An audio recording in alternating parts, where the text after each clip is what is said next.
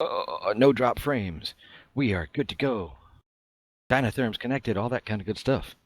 I'll form. No, I'm not going to say what I was going to say. So basically, Alistair's pink line this week. I'll be the dick. Tonight's episode of the Geek EZ is brought to you by the Morton Salt Company. Salty. Salt. Let's see.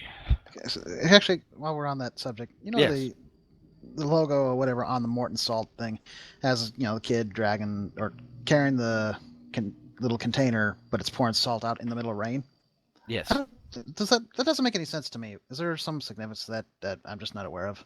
I don't know. Since the Morton Salt factory is like right down the road from me, I probably should go ask them. When it rains, it pours. Or salt? Ugh. Where are they living? I believe they're headquartered in Salt Lake, so. But Tish? I don't know, but they have a factory, whatever, like literally 10 minutes down the road in Rittman, Ohio. Oh, I'll look that up. Meanwhile, we should carry on. We should carry on. A bit of news here and there. Just a forewarning, we're probably going to spoil the crap out of Wonder Woman. Wonder Woman! So, before we even do our opening and all that kind of stuff, just so you know, if you're watching it right now, you haven't seen Wonder Woman, you don't want to be spoiled, we hate to see you go, but if you don't want to be spoiled, probably not the show you want to listen to. Wait, the TV show, the movie, or the TV the animated movie? TV show. We lost a viewer on YouTube because of it. Sorry. You know what though? If you go to CBR or a Screen Rant or anything, they have spoiled it, and they spoiled it on Thursday night, so you can't get mad at me. They were throwing spoilers out Thursday night. You can get mad at him, but yeah, you can find a different reason. All right then. But here we go. We'll be back after this this thing right here, this opening thing. The following podcast is intended for mature audiences. The opinions expressed do not reflect this station or any affiliated partners. Listener discretion is advised. Ladies and gentlemen, welcome to the Geek EZ.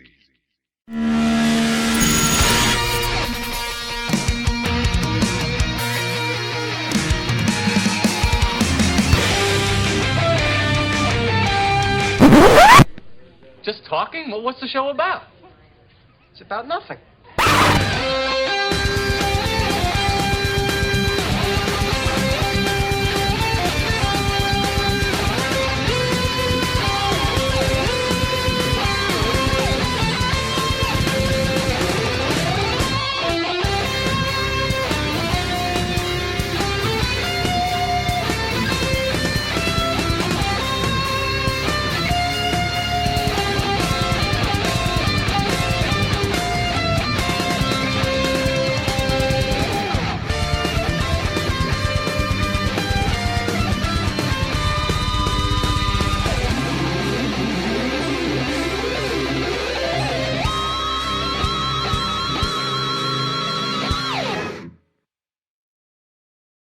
And now that's over with, we got that out of the way. Should we find other stuff to talk about before we go into the Wonder Woman stuff? Well, you know what? How about this? Because this came out right today, and I actually joked about it with Thomas the Cat. It appears the cryptic is where the magic happens. I thought that was Disney. No, Cryptic got the license for Magic the Gathering. Ah. Huh. And they will be doing something with that. Ooh. But we're probably going to be doing a Magic the Gathering MMO like they have Neverwinter. Which would be cool if done right. Or it'd be cool if they incorporated it into Neverwinter, because there's already been a Dungeons & Dragons and Magic the Gathering crossover before. Because it was actually, I think it was a 5th edition, it may have been 4.5 edition module that had a campaign that took place in the world of Magic the Gathering. Or one of the worlds. Or one of the planes, yeah. Yeah, so does this mean it's going to be a case of bow before my slivers? I'm gonna tap this mana. I'm gonna tap this mana sideways. See, it's been 20 years since I played the game, It's but been I'm trying to think. forever because I've never played it. Yeah, well, I think it's it's been been 20 around the same time for me. Yeah, 20. Yeah, I'd say 20 years since the last time I played the game, and I'm trying to think how, because the gameplay, it's different. I don't know how you're gonna pull that off in an MMO. Same way you pull off a tabletop RPG with character sheets as an MMO. Yeah, but Magic isn't haven't seen that. an RPG. Not really. There are stats. Yeah. Yes. Trust me, it's probably gonna be very easy for them to make a system. Yeah. It wouldn't surprise me. It's similar like the card game that Blizzard has with their Well, various there's- heroes. Already a Magic the Gathering card game on Steam. Well, that and honestly, they could just go to the books that come out for each new set. Unless they don't do those anymore. Or they can go the Yu-Gi-Oh way, and it's actually playing cards, where the fate they of the gonna- world resides on whether or not you draw the right card. Are I there need going to to be believe in the heart of motorcycles the involved? cards. Screw the heart of the cards. I'm wondering if there's motorcycles. In Magic? Adults playing children's card games in space. You brought The up fate of the Yu-Gi-Oh. universe revolves around it. Yeah, when you brought up Yu-Gi-Oh, I had to make reference to the Bridge series. well, not even the abridged series, the series that involved motorcycles. I stopped letting my kids watch the cartoon because they were like, you're actually getting dumber. Watching this cartoon, you are losing brain cells because you are watching a cartoon about two idiots playing a card game. But it's so dramatic. It is so dramatic. And I'm like, and this, and if I don't pull the right, I'm like, dude, nothing's gonna happen to you. It's a card game. There's a reason. Yeah, I was gonna say there's a reason why I'm honestly watching the uncut version, which makes a hell of a lot more sense than what 4Kids does. I mean, even though Pokemon is basically animated dogfighting, at least there's actual fighting involved. Really, I thought it was Charles Darwin meets cockfighting. Yeah, basically it.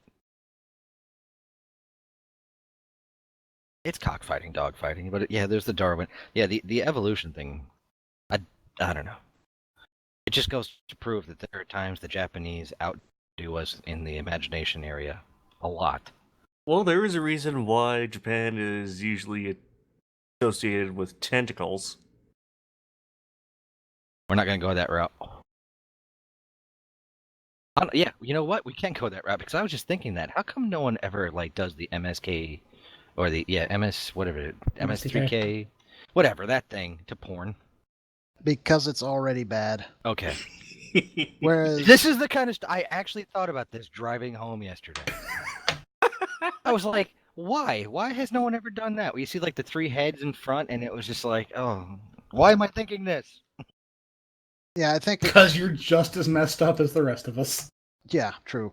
I think they actually did answer that question. They said that because we're going out of way to make fun of films that either take themselves too seriously or don't think they're that bad, and whereas the alternative is bad, Sure. and that's just like kicking a puppy. Well, you know what? Or Have you Demic? watched the new series? Mm-hmm. Okay, it's good, but it's Reminiscent. not the same. It's reminiscent, but I the feel like jokes it's don't flow I as feel like well. it's probably not going to be as good because there really aren't that many B and C movies coming out as there used to be. True. Well, there is, But but I mean- typically they'll go straight to DVD. I think And the Netflix. writing, the way the jokes fall, they don't come off as smooth as they did in the original. Oh, it There was a depends on the episode. spontaneity in the original that was hilarious. It depends on the episode you're watching. Buddies and we watched one of them, and it had Cry of the Wild or Wilderness or something like that. Oh man, it was terrible. And there were some really good lines in that one. So I've I only think it caught a just depends couple of which episode. episodes, so yeah, I've only caught a couple of the new ones, and it's like, I mean, it's not bad. It's reminiscent. It's definitely reminiscent, and I love the way they worked around having new actors and new voices. Talking about That- Pokemon? Huh? I have no idea what we're talking about. Mystery Science MS3K. Theater. Oh yeah, okay. Yes. That he upgraded Gypsy and all that kind of stuff, and I mean, I kind of miss Gypsy's voice, but I don't know. There's that. I'm sorry, I completely sidetracked us, and we were talking about magic, then we got into Yu-Gi-Oh, and all of a sudden I'm talking about Mystery Science Theater 3000 porn. Well, So well, as a quick leap back. So jump back. Gotta get back The Morton in Salt time. Girl. Yes. Yep. Roland had it. When it rains, it pours. So that's why the logo was made that way, so as to illustrate that even in rainy weather, the salt will be free flowing because they had added an additive to it to make it, keep it from clumping Well- up and whatnot. Basically, they added sand. Calcium silicate. Sand. Originally, it was magnesium carbonate. But that blows up. Yeah, they were doing that in 1911.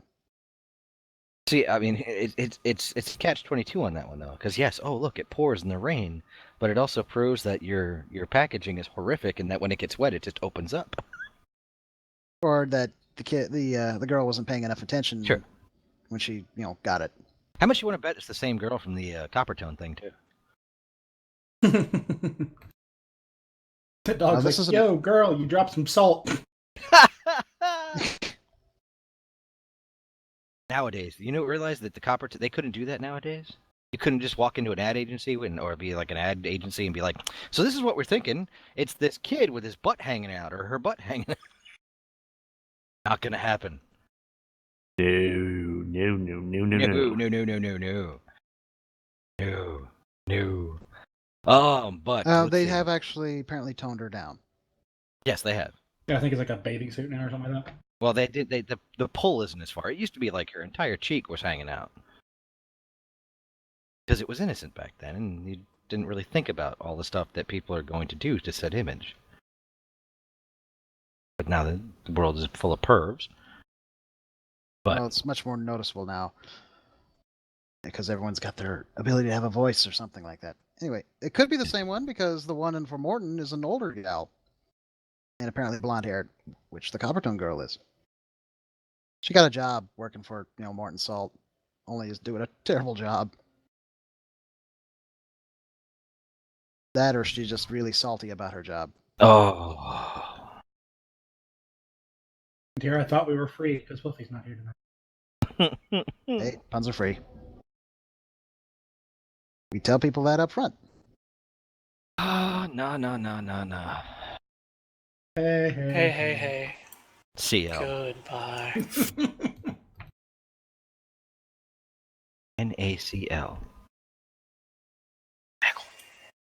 Sodium chloride, people. Nickel. Knackle. Knackle. No, But no, you said no, no. nickel. What? Adam, Yes? that's not the most dangerous thing in the world. It's dihydrogen monoxide. Yep. I'm addicted to it. I think we all are. It's a scourge. Scourge of the human race. You need to survive. That's how hard it's gone. Okay, let's get back on track as we're just wandering around doing Gotta nothing. go back in time. Well, I guess can explain where I was last week. You was in my neck of the woods, or my parents' neck of the woods. Upstate New York. Well, is that actually considered upstate, even though it was really just the eastern part of the state? Where exactly were you?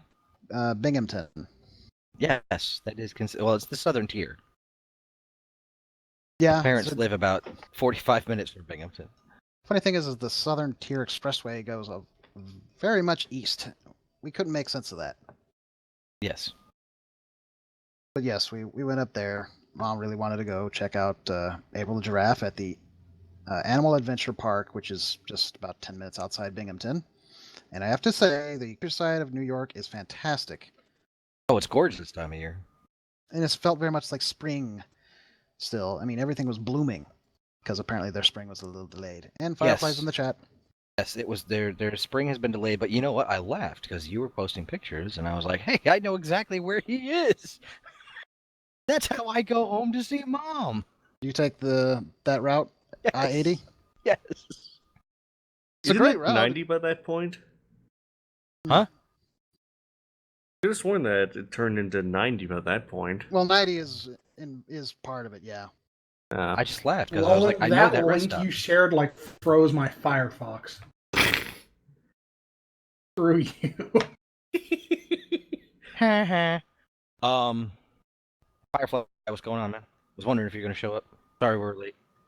What was He it? forgot to Okay. turn on his butt. There was so much I had all planned out. This is what we get for not writing notes. Not my fault.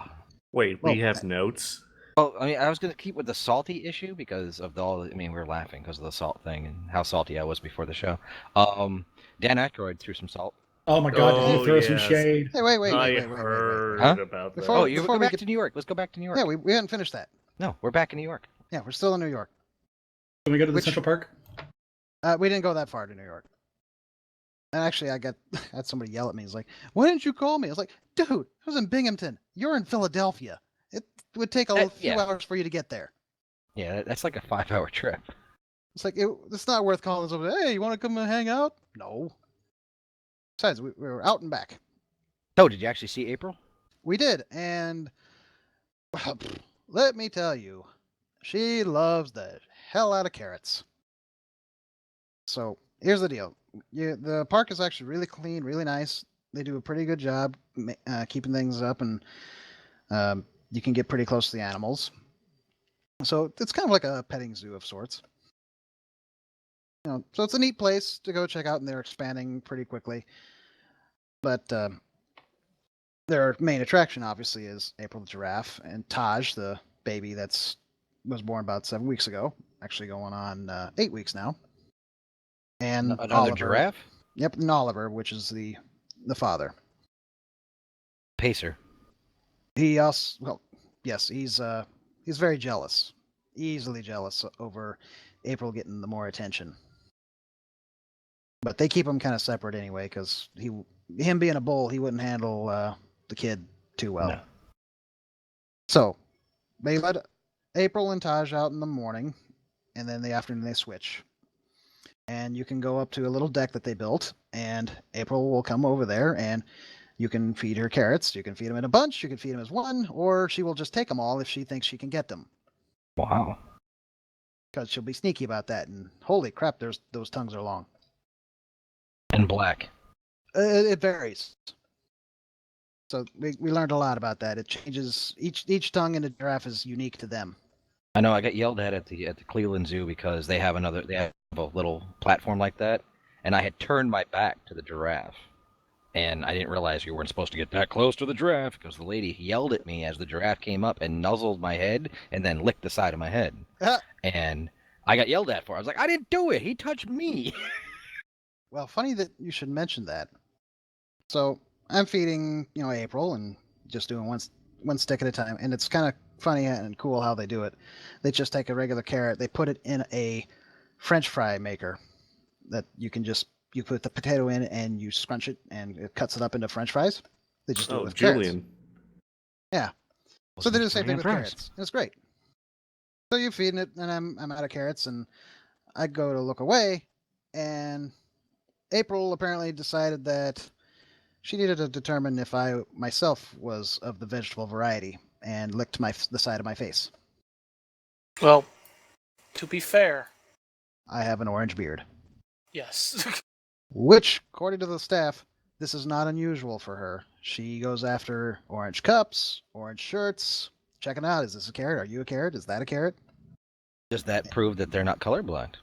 Well, they're definitely not colorblind that anybody admitted.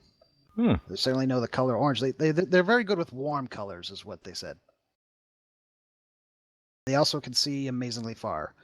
So you would think, with the ability to see out to a mile, that she could have taken a look at the side of my face, like, that doesn't look like a carrot. I didn't realize I could see that far. Holy cow. Oh yeah, so they can see the lions before the lions get them. And apparently it's not common for lions to get them because of the fact that they can see so far. I see you. Being up that high probably helps. Yeah. And I've seen the documentaries where a bunch of lionesses will take down a giraffe, and it's very interesting to watch. I've also seen the giraffes do some serious kung fu action and knock the teeth out of lions. Oh yeah, if they want to hurt somebody, they can really cause some harm. It's always fun to watch the prey turn on the predator.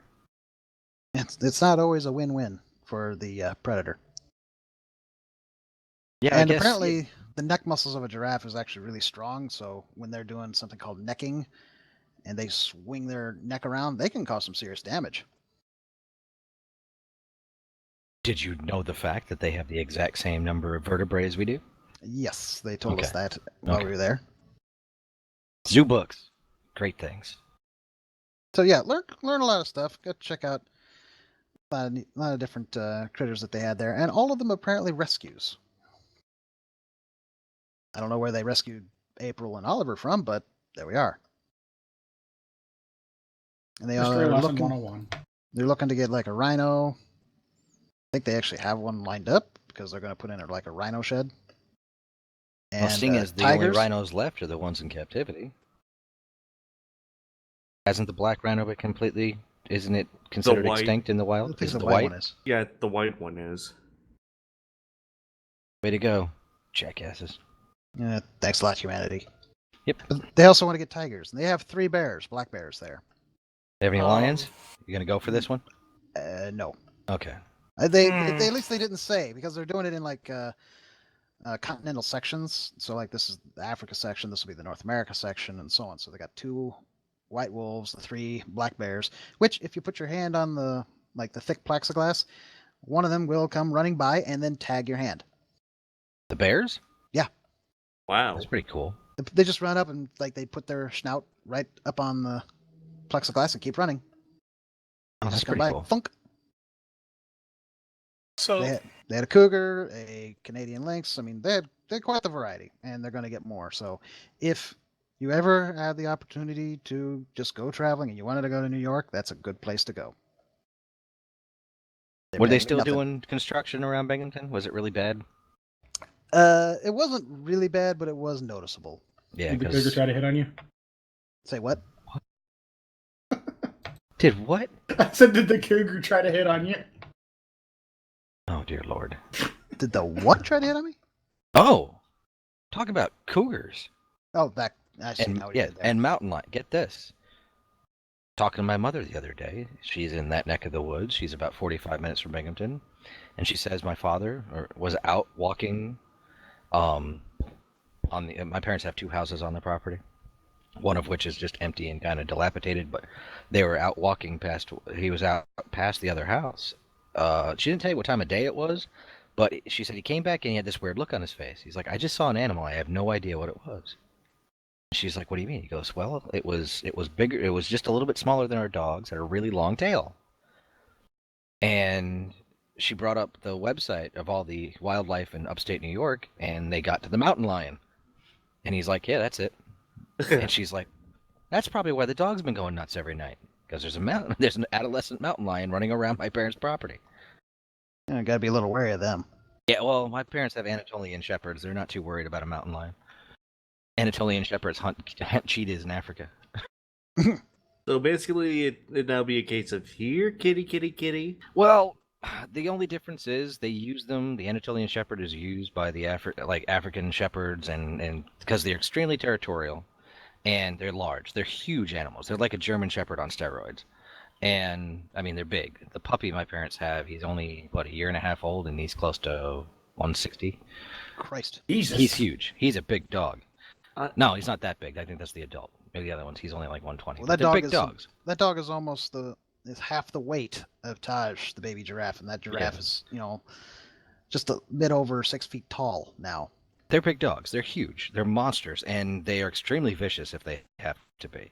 But they have 3 stances. They have the I'm watching you, I can see you, and they'll stay laying down. When they stand up, then you got to worry. They're faster than they look, and they were having issues with, I guess my parents told me the whole story, that they got them because of the protective side of them, because they do protect from wildlife. They bond to one family or to a herd or whatever, so even shepherds have to be careful when they go back because the dog will keep the shepherd from getting around the herd. But they were having issues with cheetahs being slaughtered by farmers because they were attacking herds of cows and sheep and stuff like that. So the government of one of the countries in Africa gave one Anatolian shepherd to every farm, and cheetah deaths went down by like 75% because the cheetahs said, "Yeah, we're not doing this," and they left because they were no longer able to hunt without being attacked. But cheetahs fight different. Cheetahs are not, they if cornered, they don't do the same thing. A mountain lion is called a mountain lion for a reason. It fights in a different way, and if you corner a mountain lion, it will eat you. It'll just, I mean, it's a cat. It does what cats do when you corner a cat. It's pointy in 5 places. You get it on its back or whatever, and it's going to jump at you. So, I don't know. The dogs would have an interesting time. I think the dogs would win, especially against an adolescent, but the fact that there's a mountain lion running around my parents' property kind of bothers me. There's also black bears around there. They've had an issue with a couple of bears, but I mean, the dogs usually scare them off. Some bears take one look, like, nope. Yeah, the dogs. Bears are like, nope. usually just kind of like, not worth the effort, going home. No, I actually think the dogs have had more issues with the beavers. The beavers stand their ground. They don't. They get all kinds of puffy. But that's neither here nor there. Your trip to New York and the wildlife within. But yes, that was definitely why I wasn't here. It was a long trip. It is beautiful country out there. Oh yeah, and here, being a New Yorker, maybe you can explain this. We've asked many people. So we're going through the rural countryside of New York, gorgeous countryside. The traffic's really light. This is the kind of traveling we like to do instead of being around Cleveland, which we managed to do fine on the way out, but on the way back we got nailed with rush hour traffic. Yeah, Cleveland sucks. But we get there and we're looking around, and it's like, we're coming from farm country, so we know what farm country looks like. And New York, it's kind of hilly, a bit mountainous, whatever, very hilly, a lot of forest area. So I was like, all right, we know we're not going to see the same kind of farmland. We're looking around and like, we see pasture land, some pasture spots, some hay fields. We see plenty of barns and we see a few horses, a few steers. I don't see crap for anything else. We're like, what the hell did these people do here? Mostly dairy. But we didn't even see much of that. We didn't see the Holsteins out. Really? Because that's the majority of the area around there is dairy farms. Yeah, we saw plenty of the barns for dairy, but we didn't see the actual steers for them. There's no Holsteins or appropriate equivalent thereof. Jerseys, Guernseys, all of them. And we're just like, what the hell do they do? So we literally asked, several New Yorkers, obviously not New York City New Yorkers, but folks at Binghamton and at the park, and to a T, every single one was like, I have no idea what they do. I don't know. Everybody that I knew farmed up there grew corn, usually feed corn, and was dairy farms. Well, we didn't see any cropland. That You gotta head further north and further north and a little bit west. The hill, it gets less mountainous and a little more just hilly, and because when you're driving down 80 and stuff, it's like there's some pretty big mountains. I mean, they're old, but they're there. They're still. Sure. I mean, they're tall. Yeah, so that was the route that we took. So we're seeing a lot of this, pasture land and such. Like, okay, so they're making hay, but we don't even see much of the way of the herds that would go to. So we figured, okay, it's just going to remain a mystery. Same for the one about town of, yada yada, and we're looking around. It's like, where's the damn town? Where'd you go? Because I know that area. I mean, my parents moved out of New York City when I was in high school, so. We took that 4-lane, and we're literally going through areas, and there's signs that says "Town of," and I don't even remember the names of the towns, and we're just kind of looking around like, okay, we see a really thick forest.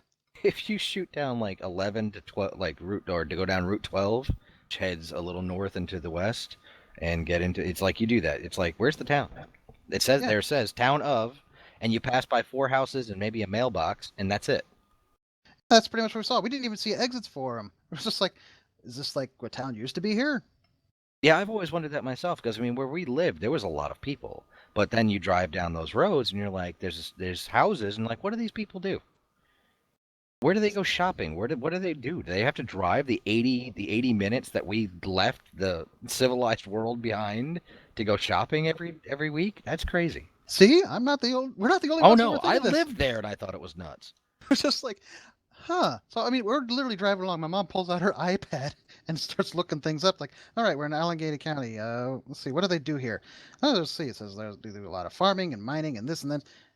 1% of the entire economy is this. Well, that can't be that they do a lot of that then. If it's only 1%. Like I said, it's mostly dairy farms in that area. Yeah, it's just it was kind of weird. You know, there's a complete difference in how things are done compared to, you know, you get in this. Well, you can get in, you know, Ohio, Indiana, and Illinois. You can tell very clearly. Yep, this is definitely farm ground. That's because you're getting into the plains. Yeah, and we get that. We totally get that. But you know, when they came across the mountains in the first place, they had to have grown crops at the time, and we don't. True. You don't really see much of the evidence for that. I mean, would have been a really hard scrabble living for folks early on until they got the canals built and started building roads and actually, you know, transitioning goods from the East Coast inland. Although we did come across the probably the best rest stop that I've been at off that same Lake. highway. Yeah, right next to the lake. Gorgeous over there. Oh, That it's lake fantastic. is huge too. And apparently, Welch's started there. Yes. So we learned a bunch of stuff and got to see some great. The tank sites. travel log of New York. Well, it's one of the states I haven't been to yet. So You know what's really funny is I had the opposite. When I first came to Ohio 20 years ago with my then girlfriend, now wife, and her mom was the development her mom owned the house in was new, so there was really nothing else around it, and it was still just flat lands. And I'm sitting there, and I walked out. We pulled in, and I'm walking around, and she's like, "What's the matter with you?" I was like, "There's nothing here, and it's all flat. It's like not even trees; it's just flat." She's like, "Yeah." I was like, "This is where aliens land. This is it right here in the middle of that big open field. There's nothing around. There's no lights, no nothing. Aliens land right." She's like, "Would you come inside? The neighbors are gonna think you're weird." Because I came from New York. I mean, I came from New York City as a kid, and I grew up in New York City as a kid. Then we moved to the country of New York, which was all hills and mountains. And then all of a sudden, I'm in this flat plain area. I'm like, "Oh dear Lord, I'd never seen it before."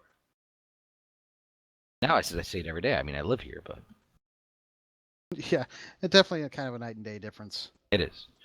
I still laugh when I have to go above like 15 feet on an incline. So did the tank visit Cedar Point on the way back? We didn't spend a whole lot of time sightseeing because we only had basically 4 days to get out there and back. So Sightseeing in Cleveland. Yep. There's all these empty businesses and empty buildings because there's nothing left here. we went on the outskirts of Cleveland. Yeah, Cleveland needs help. Though if you look at Google Maps, it has you take 90 right down downtown, and that's where we thought we was going to take us. But she has a Garmin, and the Garmin took us on the outskirts instead, which was fine actually. It worked out good because otherwise we would have been in downtown, and who knows what would have happened. Yeah. It's fun Caught up driving in through traffic downtown there. Cleveland. Not really, but oh, we should probably move on. Yeah, I, we can use that up. I actually wanted to talk on something because it's going to lead us into the main subject of the evening. Go ahead. Salt. But not salt, but it's also going to confuse those of us who have seen the film. Because apparently, Robin Wright has been confirmed for Justice League. Dun dun dun. The Princess Bride. Which Well- is interesting, considering, you know, she's kind of dead. Not dead yet. D.E.D. dead. But here's where the spoilers come, folks. If you haven't seen Wonder Woman, we're going to start spoiling a little bit. There was a throwaway line that Hippolyta said that she would lose her immortality if she left the island. No, I didn't hear that. I heard if she left, she couldn't come back. Thought she said something about her immortality. No, she says, you No. know, if you leave, you can't come back. I didn't hear anything about immortality. I actually didn't hear the word immortal at all in the movie. Because it's a given that the Amazons are susceptible to bullets. Well, yeah, but also it's kind of revealed in the film at the very end she's not an Amazon. True. She quite literally is a Greek god. Which actually fits the new 52 take on her. So Yeah, yeah, everybody keeps getting that wrong. They keep calling her a demigod. I'm like, no. She's a daughter of Zeus. She's not Hippolyta's blood. She was literally a bunch of clay. Yeah, I was gonna say, if I remember correctly, she's more classified as a golem. Yeah, well, in the original story, she was carved out of marble. I think the actual 19 was it 41, 39, whenever she came out. I thought she was carved from marble, and then Zeus breathed life into the marble. Also, the thing is, we don't actually see a scene where they show how she's created. True. And it is mentioned, the daughter Zeus had with, I'm not going to try and say her name now because I'm having brain farts. Hippolyta. But, so technically maybe she could be a demigod, but certainly not of the Legendary Adventures of Hercules variety. No. Now, speaking of that, I was Yes. watching a lot of the scenes where that took place on Themyscira, and I'm getting a lot of Xena vibes here. Yes. The outfits reminded me very much of the outfit that Xena wore. Well, it was all just leather and sandals. But I mean the design. Doesn't that make sense, though? Yeah, it makes sense. It does, and I'm not saying it's a bad thing. I'm actually appreciative of that. Though I have seen some folks actually complain about that. They said it's just too jarring, the way that their armor looks and whatnot. The fact that they're always wearing armor doesn't fit the historical areas where they took the shots in the first place. But they thought that it would make more sense if they, did wear tunics and variety thereof. They weren't all always wearing armor. No, but the vast majority of the time we saw them it looked like they were wearing armor or training Because gear. the vast majority of the time, the ones we saw were the army. In training. Or in training. But at the very beginning, when we see a very young Diana, we do see a lot of Amazonians in non-armored clothing. True. Yeah, I'm just, What did they be, Themyscirians? Themyscirians, Amazonians. Yes. I love the little bits, because I do know, I've got a book, it's the history of Wonder Woman that I've had for ages, and I was always fascinated by by how different Wonder Woman was from all the other superheroes. So I know a little bit. The Linda Carter show, I watched that religiously as a kid. But there were nods all the way through the beginning of that to all the other stuff that they could delve into later. Like they didn't touch on how the Amazons got enslaved and what caused that, but if you read the comics, you know exactly what caused that was that Hercules raped Hippolyta and enslaved her. And there was and then all of a sudden there was an uprising. Well, what were they uprising against? They kind of glossed over it. I was like, well, I guess you really don't want in what we're doing right now. We don't want to drag the movie through that. And it was Hercules. It was Hercules that enslaved the Amazons. Yeah, it depends on the story you go with Hercules. He's got a lot of variations. Well, in the DC world, it was Hercules. Well, which is why Diana has an issue with Hercules. Dude, even in the myths, there's a Well, lot true. of variations on him, and there's a few that if that's all he did, that was on the low end. Well, technically, he was the Greeks, would it be relaxed. Heracles? Isn't Hercules the Roman name? The Greeks had one that was the same. You had one that was Hercules, and I can't remember what the opposite was. His opposite number was. But there's basically comparisons, and that's why the Romans, they just kind of merged all of those gods and whatnots. By Jove. You mean by Zeus? The same guy. Yeah, pretty much. Jupiter. What? Same dude. Jove, Jupiter, it's all the same thing. What? By Odin's beard? Now, that's not do the same have to laugh. realm at all. In one of the... Tell that to Kratos. in some of the comment sections, because I don't know if you've noticed, like Screen Rant and Comic Book Movie and Comic Book Resources, they have been Wonder Woman centric and literally dissecting every tiny little piece of this film, whether it's good or bad, and whether it's social this and justice that and all that, all the way through. They've been picking it apart to where it's overkill at this point. And then they had an article, I think it was on Comic Book Resources. Is it worth all the hype it's getting? It was like, dude, you're like one of the biggest hypers of this film. But uh, one of the comments was, because it was an article on how the Amazons are portrayed so strong and so this and so that, and guy goes, yes, but did you not see how that fight ended? That Diana was saved by Steve. I mean, if it wasn't for Steve Trevor firing a bullet, she would have been dead. It was Yeah. just, I was like, it was like a dude saved her. It's like, and no one caught it. I was like, yeah, well, yeah. My buddy pointed out that as much as Wonder Woman is very much, about a strong female protagonist and whatnot, it's still a male fantasy film.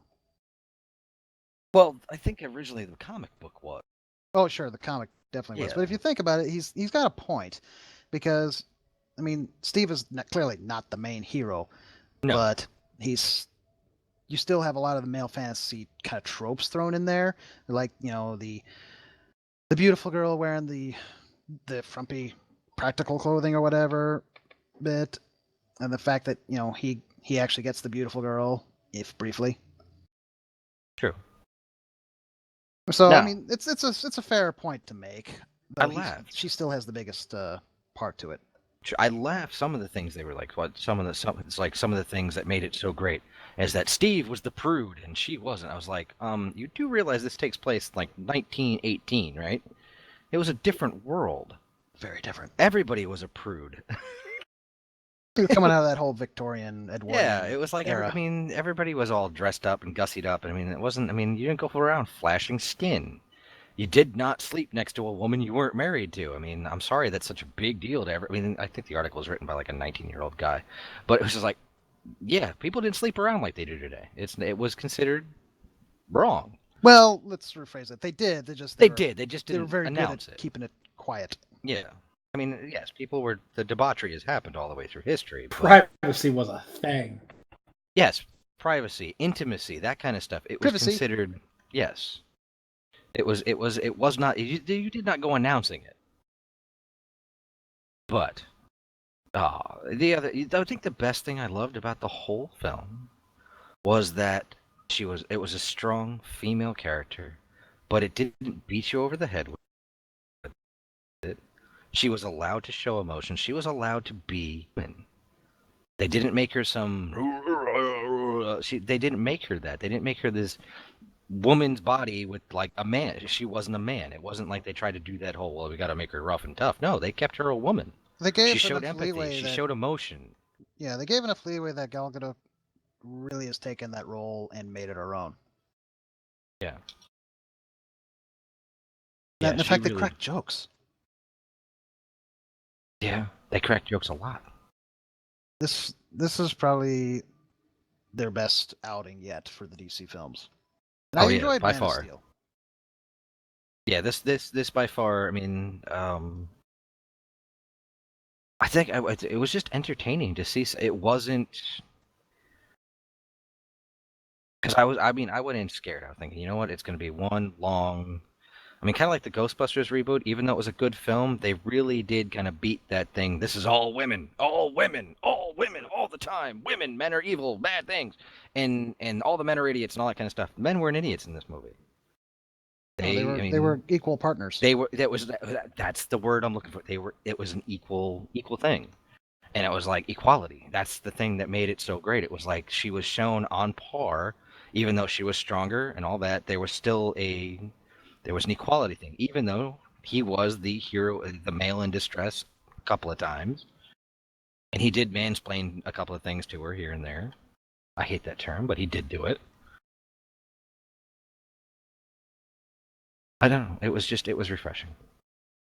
I think when he did do it, though, it wasn't so much as trying to mansplain as it was trying to not upset his superiors. But there was, I mean, the whole thing, you need to stay here and trust me, that kind of stuff. But In that's exactly today's how they would behave. in today's world, that's not something you would normally hear. It's like I No. could not go up to my wife and tell her, "You just stay right here and trust me on this one," and basically put my foot down. Well, It's sure, more of in a, today's it's an world, equal, yeah, but in that world, yes, that he would do that, even though he knows that she probably wouldn't accept it.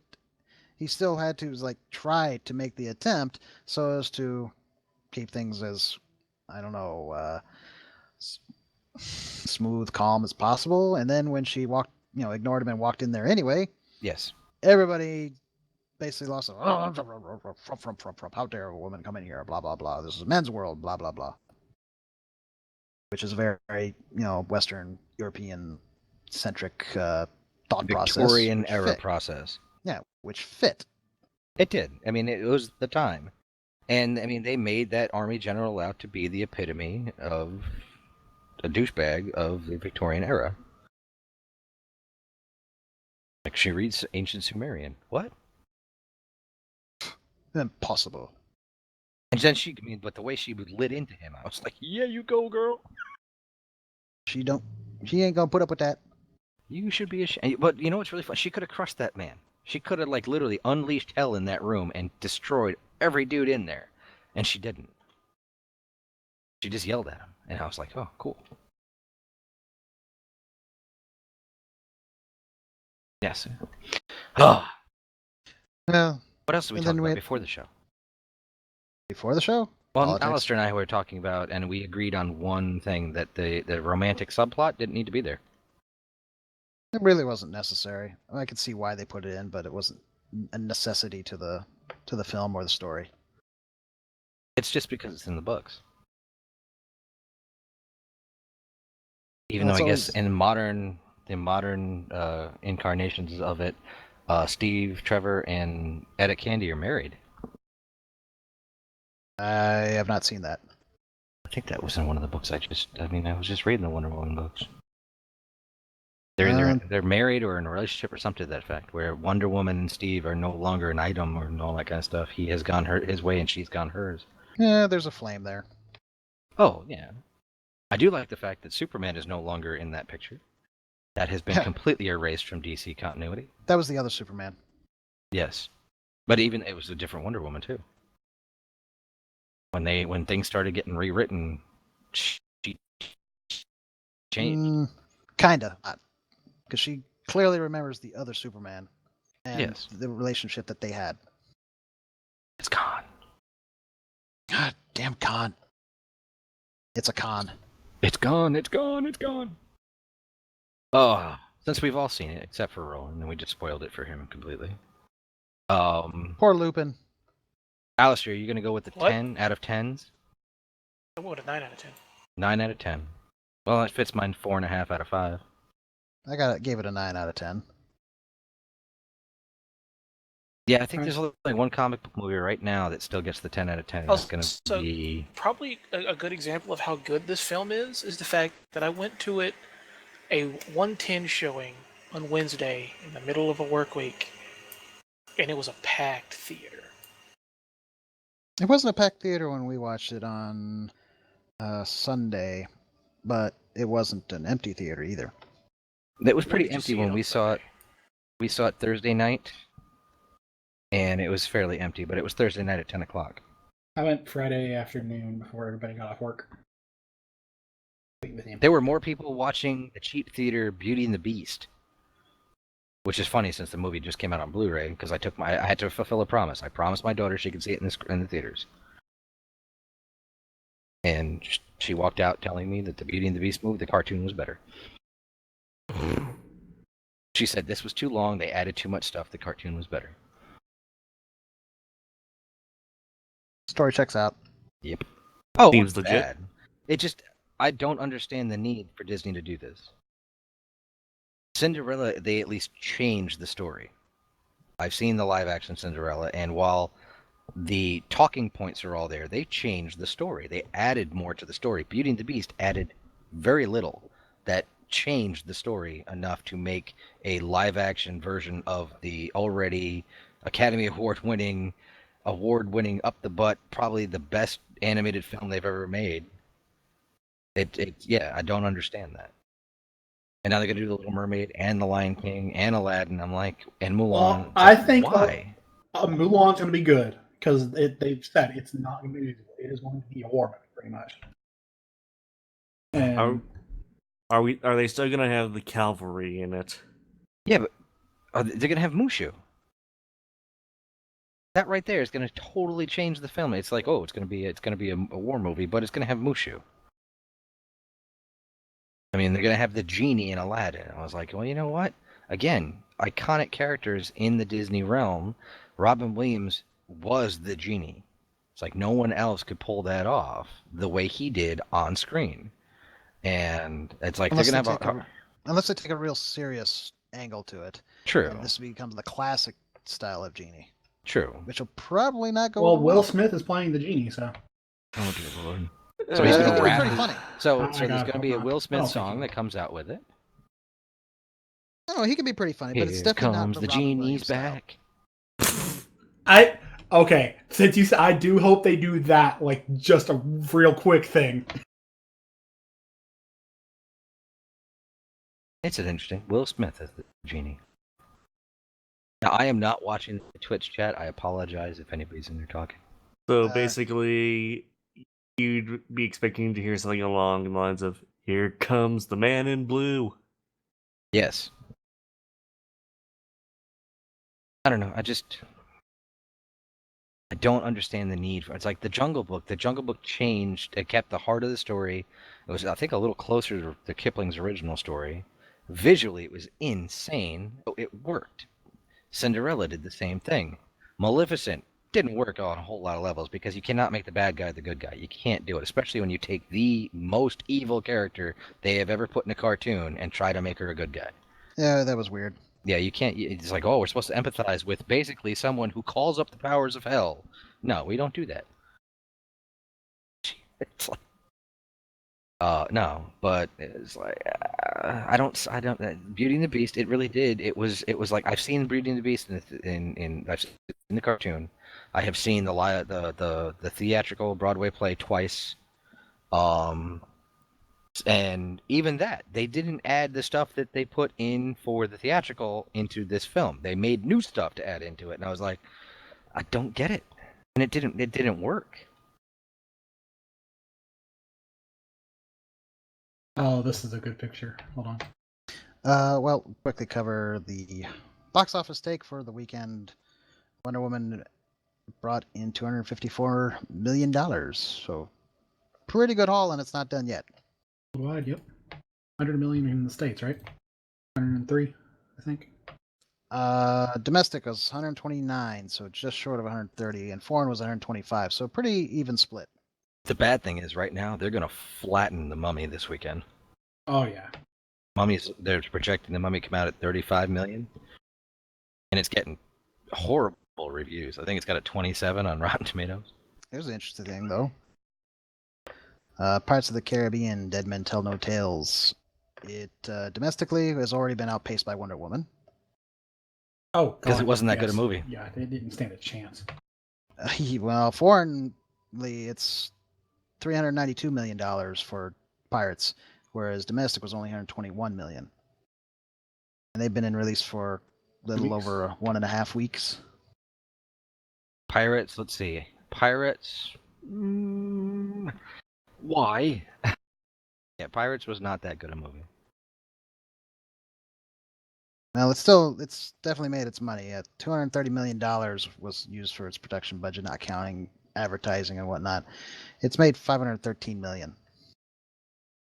And Yeah, you but know, somewhere, a little over 1.5 the way weeks. Hollywood does bookkeeping and stuff, it's still going to be a loss. Oh sure. Somewhere along the lines. But yeah, Wonder Woman is, I mean, the only bad thing right now, with Wonder Woman being as good as it is that Justice League comes out in 4 months, 5 months, and if it doesn't live up to what Wonder Woman has established as what is possible with a DC character on screen, it's going to be all bad. I think that's part, like the reshoots for Justice League were playing, but I also think that's part of what Joss is doing. He's Well, I'm probably wondering, going back and fixing it. because they did early screenings and test screenings of Wonder Woman. They've been doing it for a couple of months now, and Joss has been working for a couple of months on it with Zack Snyder. If the test screenings of Wonder Woman and the positive way people were replying or were reacting to it is what's prompted some of the reshoots. Well, they were always planned, but Yeah, I mean, you always plan there are reshoots that it happens in every film, yeah. but they're pretty extensive from what I'm gathering. What I'm reading, it's like Variety was like, oh, they're extensive. Well, it's like, okay, We'll just see so the they're trailer extensive. for it. There's a new trailer? There was a trailer for it for Wonder Woman. I didn't think So- that was new, was it? I saw that. I never saw the other trailer. Remember, that's not my thing. If I go to the theater, it's fair game. So I saw that trailer, and they actually, had Aquaman also cracking jokes. I mean, Yes. they're being more lighthearted. Yeah. Oh, okay, just like they Dressed did like a look bat. little I bit- dig it. Like there was a little bit more scenes in there. Yeah, I'm liking the fact that they seem to have given Aquaman a kind of California dude attitude. He's a lion, bro. Yeah, but he's very laid back-ish. Yeah, for the moment, we haven't, seen him. True. From what we've seen, he seems very. He's definitely not the stoic. I don't know. I guess they're He's not not the gonna go with animated version. He's not the angsty Aquaman of the comic books as of late. Well, he's also not the animated version, who is clearly king and I am in charge type. True. Well, it's Or at because he's least- not king yet. Well, again, at least that's what we see so far. But he's not king yet. Still not king. No, still not the king. It's good to be the king. So, Beard is looking really shaggy. Still not king. so Adam, Yes. are you worried about the message that Wonder Woman is going to be sending to your children? And that would be. That they can expect more quality DC movies in the future?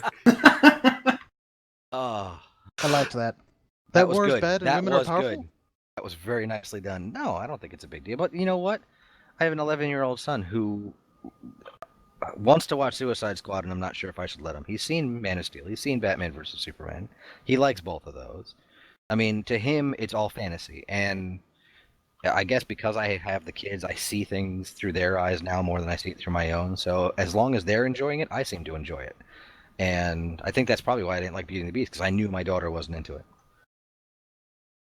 She kind of just gave up halfway through, and I was like, yeah, I can see it in your face. You're done. She's like, this is not Beauty and the Beast. Yeah, it looks like it sounds like it, but it's not. My Belle doesn't look like that. My Belle doesn't sound like that. Belle sounds like this, looks like this, acts like this. But no, I'm not too worried about it. Honestly, the only thing that I like from the new Beauty and the Beast film is the new guest star. Oh, he was good. I will say Gaston and LeFou and the Beast himself. The Beast was very well done. The CG animation on that, the emoting they were able to get out of that was very well done.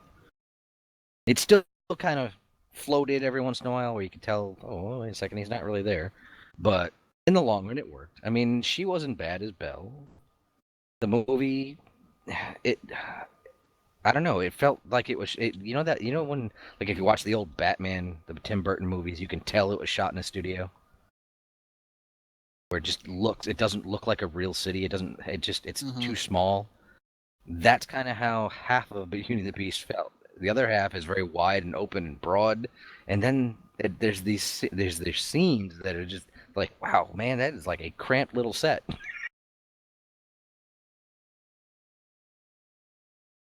Bring on Star Wars. That's all I'm saying. Mm-hmm. We'll say this much for like Robin Wright and her being in Justice League. Less speculation that it might be like a flashback, which could kind of make sense. Antiope. Also, she was ripped. Yes, she was. Holy cow. She didn't mess Princess around getting ready for the role. Buttercup got ripped. Yeah, I'm glad she did that role very well. I wasn't like, that's Robin Wright. That takes me out of the movie. No, she was her character, very much so. They all did a Yeah, I really didn't good even know job. I didn't even know that was who she was. That she had played that role. Princess Buttercup. Yeah, I didn't know either. I think the only one that kind of fell apart. Who played Hippolyta? I keep wanting to say it's Stifler's mom, but I don't think it is. It's not Stifler's Connie mom. Nielsen. Connie Nielsen, that's it. Where, I mean, because I've been saying it wrong. It's not Gal Gadot like Gal French. Gadot. It's Gal Gadot with the T. You say the T. Because she's Israeli and she has that accent, everybody was trying to emulate that Mediterranean sound, and most of them did a good job with it. Connie Nielsen kept falling out of it. She wasn't sure whether she was doing Russian or whatever. It would jump around a little bit too much. I mean, it wasn't bad, but it was a little off-putting. It was like, oh, wait a second, you pulled me out of the film a couple of minutes. There's one thing that threw me off in the film, and it was the airplane crash. Bringing in Trevor. Looked I'm fake. just like, well, besides that, I mean, it's a Fokker aircraft. They don't have that long a range. How did he get there? It depends on where he took off from. Well, Aircraft carrier? No. He took off from an airfield In Turkey. in Turkey, and it And still landed does not have outside that of range. Greece. It still does not have that kind of range. Well, we don't know exactly where Themyscira We don't. is. We don't know exactly where the mascara is, so it could be. No, We but they know it's didn't in have the a destroyer Mediterranean. ready for him. Yeah, they had a destroyer there, to go hunting for him, and they'd already set up boats. So apparently, they knew he'd crashed. They sent a fishing trawler after him. Like a destroyer to me. No. I don't know. Well, whatever it was, it didn't fare too well. No, it didn't fare too well. It crossed the threshold, and down it went. Yeah, it was a Fokker Eindecker. That's what he flew. There are people. I'm laughing. There's like, it's just not historically accurate. I was like, wait I a know. second. I know, so It's that's not a movie historically about accurate an for it. Amazonian goddess. You're worried about historical accuracy. No, like I said, it was the only thing that really threw me off about it. I mean, I know what I was watching, and then all of a sudden it's like, oh, wait a second, that can't be right. I mean, last Like, time I where knew, was it? Hindenburg wasn't killed in an office by gas. Not better. It got better. Ugh. Actually, I am curious. Let me. Endurance 1.5 hours. Maximum speed 87 miles per hour. Really? That, The Eindecker was not a fast fighter. Holy cow. Well, yeah, I mean, when you think that's about... still enough to make it from Turkey to at least Greece. Well, if you're flying, depends on where in Turkey. Turkey's a pretty big country, comparatively. I mean, Greece really isn't that far from Turkey. Considering the fact that you can take a day trip from southern Italy to northern Germany, yeah. Yeah, but you're probably not flying one of these.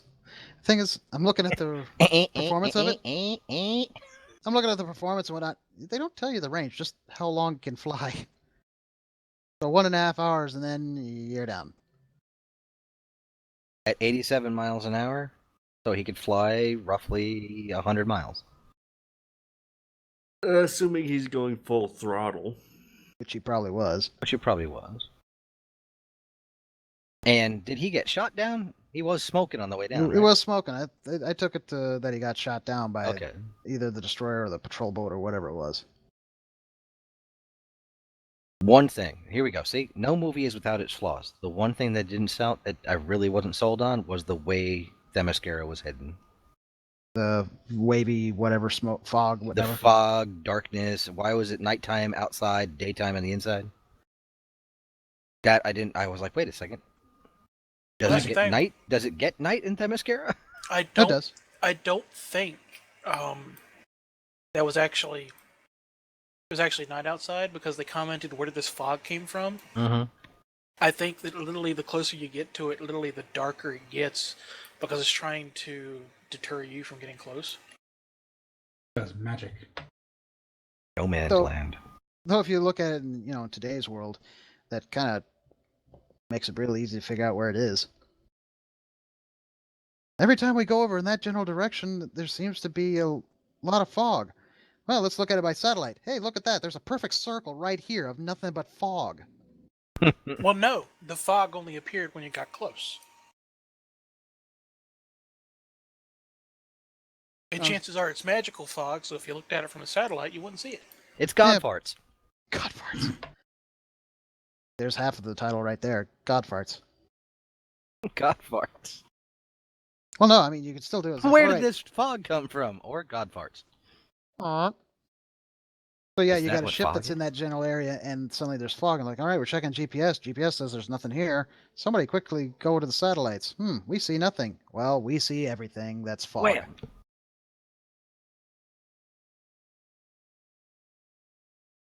But that's neither here nor there. And how refreshing is it that we finally Firefly. refreshing? Firefly. No. God farts come in 30mm APDS flavor. It's not refreshing, but it's just it's nice to have a superhero theme again. There has not been a movie. Marvel has none. There is not a single theme. You can't sit there and tell me, oh no, the Avengers. The Avengers have a theme. Yeah, the Avengers have one. The Avengers have one. Captain America does not have his own theme. Iron Man doesn't have his own theme. Thor doesn't have his own theme. It's been a different guy doing the music all the way through. And they don't have themes. They just have filler noise in the background. That's what their soundtracks have been. Even Hans Zimmer, when he did Man of Steel and all the Dark Knights and stuff, there was no real theme. There was no motifs. There was nothing. There was none of that. Whereas Wonder Woman has a theme. I mean, it's like, think about it. I mean, you watch Superman, the old Richard Donner one. Dun dun dun dun. That was Superman. You're dun dun dun dun dun. It was Batman. Like Spider-Man. Well, Spider-Man, I don't think he had a theme in the Raimi ones either. No, not really. Not Wonder really. Woman's though, you can't miss that theme. No. And they used it perfectly. Oh yeah. It was like, because I kept waiting for it. I was like, are they going to do it? Are they going to do it? Are they going to do it? And all of a sudden she just like goes crazy. I was like, yeah! She cuts loose. And we had a 2-hour film with a woman action hero, a female action hero that did not wrap her legs around a dude's head and drop him to the And I ground. noticed that when you posted about that. No, she did arm bars though and various other kind of attacks and caused a lot of damage. Yeah, she fought more like a man. She headbutted an entire building. Yes. She broke a German rifle across her back. Which if I was one of those soldiers nearby, I'd be like, "Up, I'm out." They just kept fighting. Maybe they just didn't notice because she did it so quick. Yeah, definitely gonna be owning that one. And you know what? And another one, she was not sexualized. No, and the colors. If you notice that the colors overall weren't dark and grimish. No. As, you know. But we've if you seen. looked at, if you watch people that are cosplaying as this Wonder Woman, there is an awful lot of cleavage going on. The bustiers are cut real low. The upper half of the breasts are all above everything. Whereas she was completely covered in armor. It went up to, and it was fitted to where nothing hung out, fell around, flopped. It was armor. And even the shots, it's like, was there, when she was climbing the ladder, had that been a male director, or like, let's say, pick a director that is known for his overly disgusting, Michael Bay. I was getting ready to say Had Michael Bay shot that, it would have been a shot of her butt cheeks, her upper thighs, zoomed in on her breasts as she went up, and then you would have seen her climb up. Whereas we got a close-up of the lasso. We got a close-up of the armor side. It was not a sexualization of the character. But she was still sexy as hell. She was a gorgeous woman in a tight-fitting outfit, but I don't know. Hollywood. Which I tease my Don't son let about. Patty Jenkins go 12 years without making another movie. There will be Yeah. riots.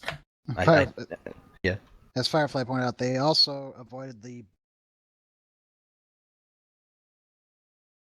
With everybody, all the female characters. I think Sexy the only one yet that practical.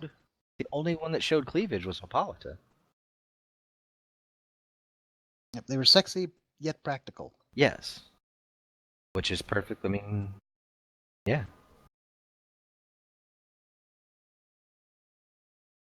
What was the big one? They didn't fire weapons like that in World War II. That was another one. It's historically inaccurate. Those things were not like chain-fed M60s where it was a constant barrage of bullets.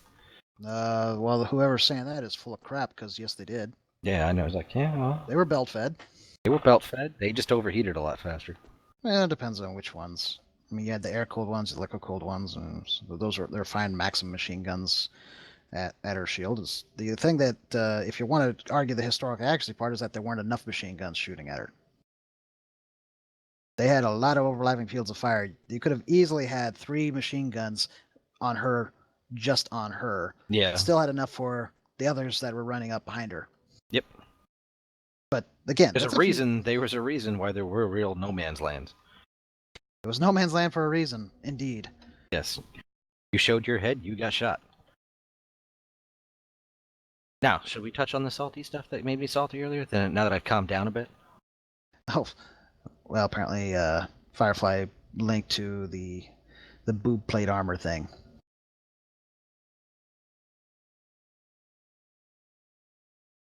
I don't think we should be salty. No, I don't have to be salty. You should at least go cover the part about what made you salty. You don't have to be salty. Yeah, I don't have to be salty about it. It was the unfortunate that people just can't enjoy a film anymore. There always has to be some kind of hidden message, something, and there always has to be that extremely small minority of men when it comes to women, and there's a small minority of women that do the same thing. I mean, I don't see it as much from women, but I'm sure everybody's covered it. I mean, it's been in national news that a handful of a dozen or so guys on Twitter making big stinks about the fact that it's a female character, and women this and women that, and blah blah blah, and the all-female showing and all this kind of stuff. And it's like just a handful of guys. Problem is that handful of guys then gets blown out of proportion by news agencies, giving these guys a platform, making them much more out there in the open than they normally would be if people had just ignored them. And then we get articles from places, from various sources, I won't say where, but usually that lean more on the women's side of things, that then take what those guys said, blow it way bigger than it really is, making it encompass, or maybe it seem to encompass more men than it really does. And it just becomes this big snowballing effect of he said, she said, this, that, and the other thing, and it's like you can't even just sit and watch a movie anymore and say, wow, that's a really good movie. Who cares what the lead actor is? I mean, really, when you think about it, these are probably the same 12 jackasses flipping out that Star Wars has a female lead now. And that Star Trek has a female lead now. Really? What century are we in? And they say millennials are snowflakes.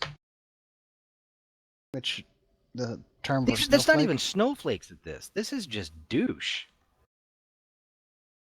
It's like... You don't like other people to be happy and enjoy things. Exactly. It's got to be what I remember. It's like, well, what you remember... Well, it's like if you're a bunch of crotchety old men, well, just go get a hose and sit in your front lawn and shoot kids that come too close to your house. With water.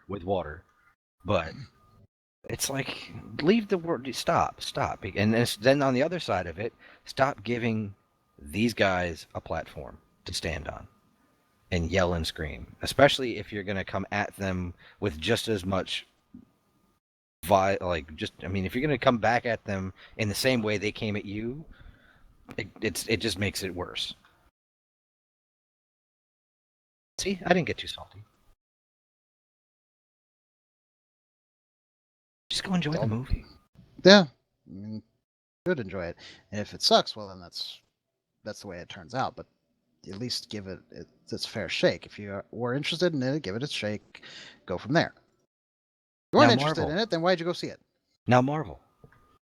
Look, it can work. Not all, and you know what's even better is the toys are selling to both boys and girls. See, the thing with Marvel, and I thought about this after I watched the film, is the movie we all wanted Marvel to make at this point can't be made. Because we all, well, at least I did, I wanted a Black Widow. Film. And the reason a Black Widow film can't be made is something we touched on last week, is regardless of how much tension you put into it, we know Diana's making it out. Which And the movie did a good job of not putting her in a position where she was going to die. yeah, but the issue is because she was in Iron Man 2, because she was in the Avengers, because she was in Captain America 2, she was in all those films. If they do a prequel, which we all want to see what happened in Budapest, I think that's what it was, Budapest? Budapest, yes. Regardless of how much drama there is, we know that she's going to come out of it okay. Now, I do think Budapest would probably be the best way to do it because, well, one, everybody wants to see it, and let's be honest, we want to see a Black Widow and Hawkeye buddy cop movie. Yes. But at the same time, they are making Captain Marvel sometime in the next 50 years. I thought that was slated for Next year. like 2 years from now. Till they push it back again. Not that I'm aware of. Well, we'll see, because, let's see, we've got DC has already slated that we will have a Batgirl movie with Joss Whedon behind that one. And Joss does a good job with female leads. Yes and no. He has a tendency to unnecessarily psychologically torture his female leads repeatedly. Yeah, but you know what? It kind of works for Batgirl. Think about it. You're under the wing of a man who dresses like a bat. And in the back, they could make her. They could. Well, it might be too early, but if they made her like Oracle or something at the end of the movie. So that's actually my problem. Is they're probably with the way Joss is, Would do that. he would. We would literally get a crippled Batgirl within the first film. They're working up to it. Yeah. Well, let's get on Twitter and start telling them, if you're writing this movie, do not do this. He's probably taking himself off Twitter again. He never Probably. came back. I don't know if he came back or not. But that brings me back to the Captain Marvel thing. I think that she's going to appear in Avengers 3. Probably. Why would they have cast her so early and announced it? Yeah. Yeah, they probably will.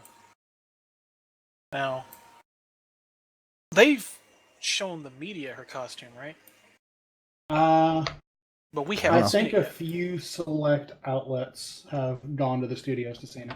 But we haven't seen it yet, so it makes me wonder: are we getting the full suit with pants, or is she going to be flying around in the bathing The suit? thong? No, I'm sure they're not going to do the thong. That was the most impractical costume. I don't recall the thong. Well, it wasn't actually a thong, but with the way comic book artists draw characters in those sort of outfits, It was always a thong. it rides up. Yeah, she was Cammy. From Street Fighter. Yeah, and I'm From the still front, not you're like, picturing okay, that's a nice looking bathing suit. She turns around, there's like an inch and a half of material on the back. Again, I'm not picturing it.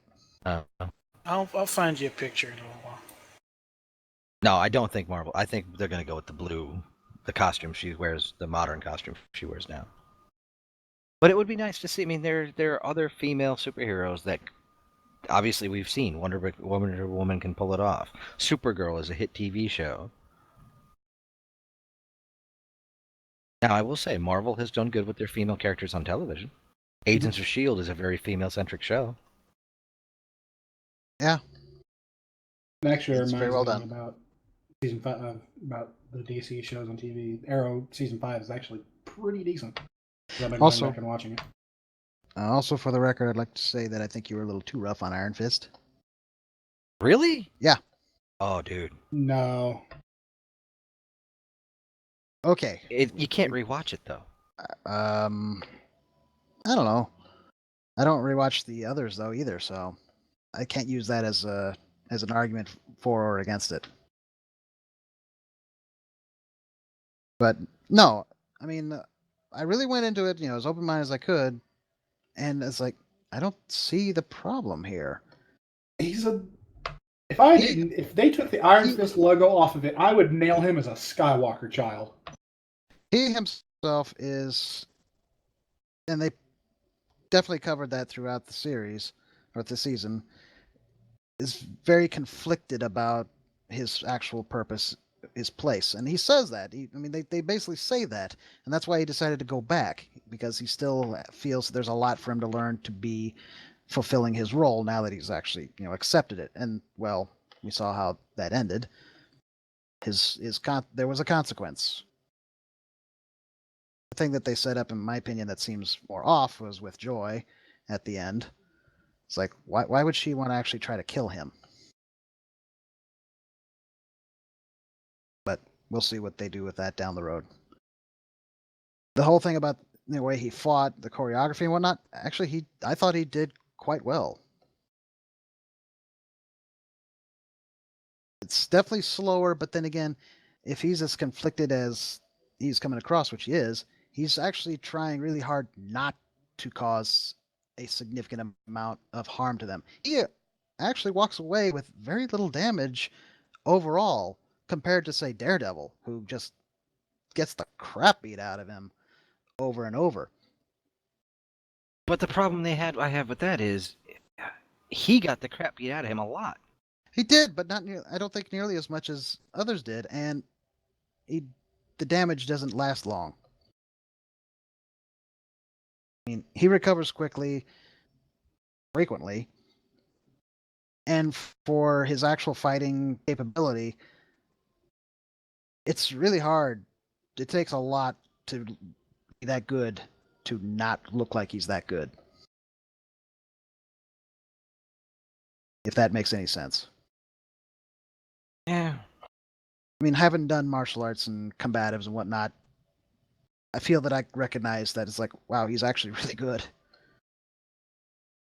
Is it as fast-paced as, like, Daredevil was? No, definitely not. But then Daredevil's very much a brawler. He goes in and he tanks them and crushes whatever he runs up against, until he runs up against something that doesn't handle that, like the Punisher and Fisk. Yes. And then, of course, you got Luke Cage, who just, stands there. He stands there and he takes it. And then you got Jessica Jones, who's more cerebral about it and doesn't go all out. So we really don't know how, quote-unquote, good she is, because that's not her shtick. Was there a hallway scene in Jessica Jones? I don't recall one. So we've had a hallway scene or an equivalent thereof in every other Netflix Marvel series. I don't think so. We're getting one in Defenders, I know that. Yeah, definitely. There's one in Defenders where they're all in the hallway. Like, way to go, Daredevil. You set the bar too high, and now everyone after you has to do it. But talking about Iron Fist again, it makes me go back and think. I don't think Madame Gao is necessarily because we know Sigourney Weaver is in Defenders. I don't think Madame Gao might necessarily be the bigger bad that we think she is. Or at least I think she is. Yeah, it's hard to figure out what she is. Because she did say at one point her master. So she's not the head of the hand. But she's got a big role to play in it. She's very enigmatic. It's hard to tell with her. I think the dragon still has something to do with her.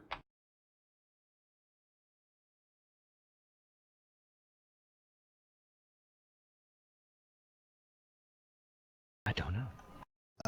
Was it Colette was her name? Which one? In Iron Fist. Colleen? Colleen. Colleen Singh, right? Colleen Wing. Wing. She definitely Wing was ding. the highlight of the season. And the guy who played Ward, well done. He nailed being a complete and utter ass. I hate that guy. Everybody named Ward an asshole. That's got a point there. Yeah, so what are the odds that we're going to see Ward again in the next season? It's about as about as good as seeing what's his name, Yep. Harry Wells in the next season of Flash. You know they're gonna get another Wells from another Earth, Yep. and we still got Wells from Earth too. So No, I have not. I've watched the first 7, 8 episodes of Flash on Netflix since they uploaded it. this season it's like Arrow season 4. It's just a drag. Yeah, there's nothing been standout, and it's like I'm gonna have to go back and watch Supergirl too. I said the standout was Legends of Tomorrow. I love that show. Really do. So, going back slightly onto the subject of Captain Marvel, she's going to be in the next Screw Attack's Death Battle.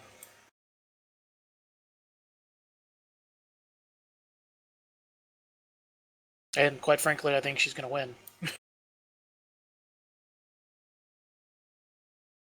Captain Marvel versus Carol Danvers versus Android 18. Oh, she's gonna win that. Look, considering she can stop the Hulk, as much as I love Android 18, she ain't stopping the Hulk. The debatable, which is kind of the whole point of that series anyway. And Carol Danvers' power level has fluctuated over time, whereas 18's been pretty consistent. Well, 18's got a family to look after now. Well, if they're presenting her 18 in her will like, kill everything in sight. if they're presenting her with her apex form, I mean, she's got that sort of semi-power cosmic ability where she just becomes wreathed in flame and just screw the universe. Which they're probably going to do.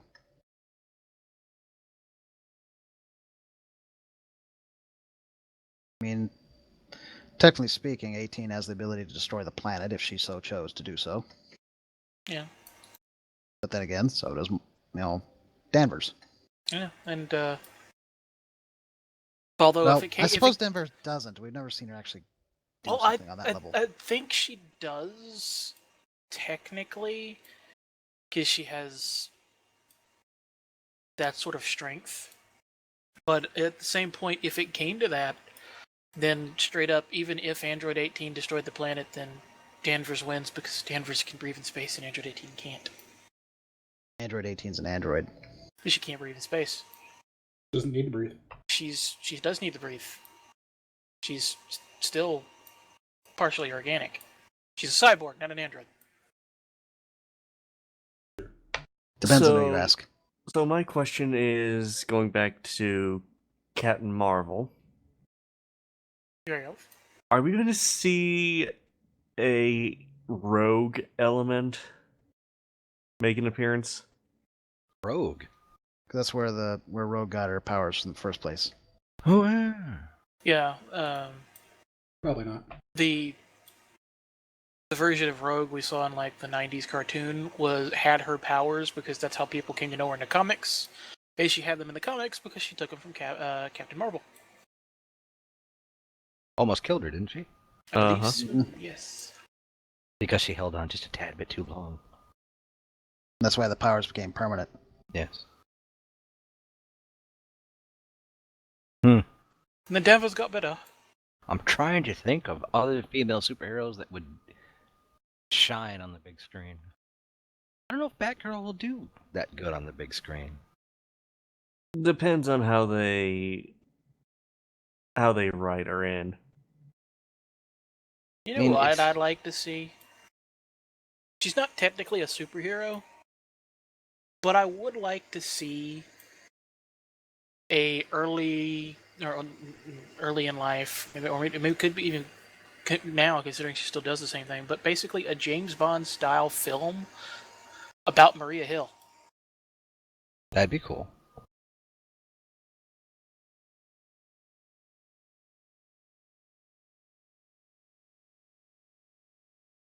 That would actually be really cool.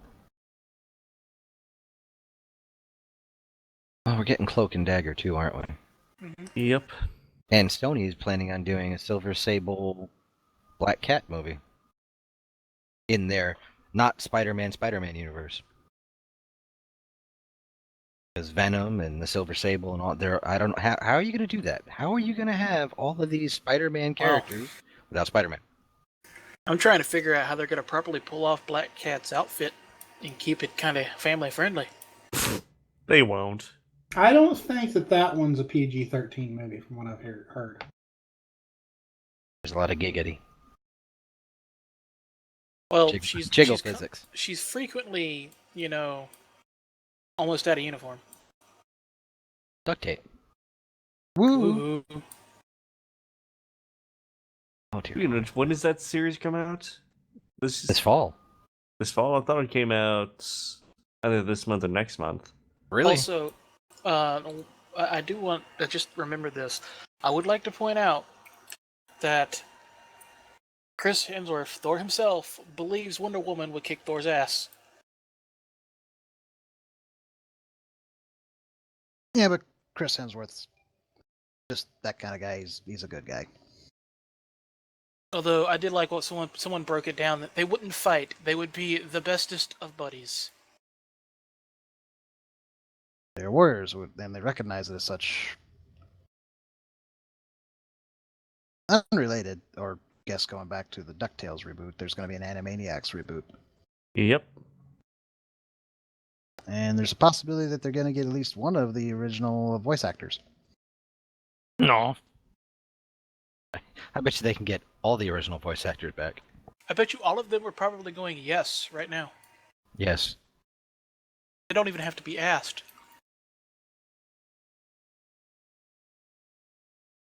Like, we'll do it. Just make the paycheck decent. Yeah, apparently Rob Paulson has some exciting news to share, either on the Nerdist or with the Nerdist on his podcast, something like that. So we shall see. I just suddenly am imagining, them bringing back Freakazoid too. Never watched it. Runs around in underwear. Freakazoid. Never got into that series. It was an acquired taste. Funny thing is, have you actually watched the origins of Freakazoid? Freakazoid itself was going to be a character for Batman the Animated Series. I recall that. Yeah, Because I recall there was actually a crossover, wasn't there? no, well, yeah, the first episode where there's making it seem like, oh hey, it's gonna be another Batman. Oh wait, no, it's not. Well, I don't necessarily mean a crossover with Batman, but I think there was a DC crossover because what is that female supervillain, pale skin, has the ability to turn into lightning?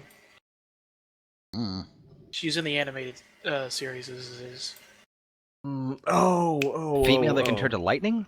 Yeah, she was introduced in the Superman cartoon Livewire. series. Thank you, Yeah, yes. I believe. I mean, it may have been.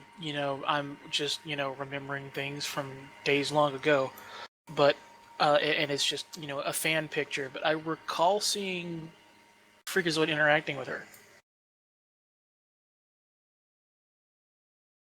Somebody jump on Google. Static Shock would be an awesome movie. I'm doing it now. If they were to do a Static Shock Black Lightning movie? Honestly, you know what I want to see? I want the people who made the original Static Shock animated series to get together, the people who are made and are making Young Justice, and Bring Static into it? Oh, well, Static was in Young Justice. Was he? Yes, but I want them to basically do a Young Justice version of Static, but as a show just focusing on Static. Because, one, frankly, that's a demographic that could really use a superhero show. Even if it's just a cartoon. Yeah. I They don't- love the cartoon. They don't. I thought it was great. The original cartoon was great, but they just don't get represented so well anymore. And it was a show that didn't need to be canceled. But alternatively, I'd like to see them go back and just revisit the original DC animated universe version. Because, I mean, they even brought Static in as an adult in some of those episodes where they viewed the future in Justice League. Mm-hmm. And that was awesome. He was a good character. Okay, Alistair, what you're thinking of is it's the Creeper. That's who they were going to introduce into the Batman Superman TV series. They finally brought him in with the Batman Brave and the Bold. No, they brought him in during the Justice League run. Wasn't he voiced by Mark Hamill in that?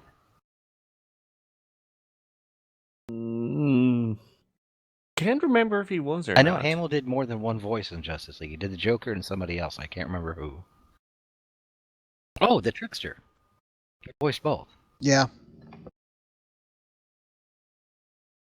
I'm the Flash.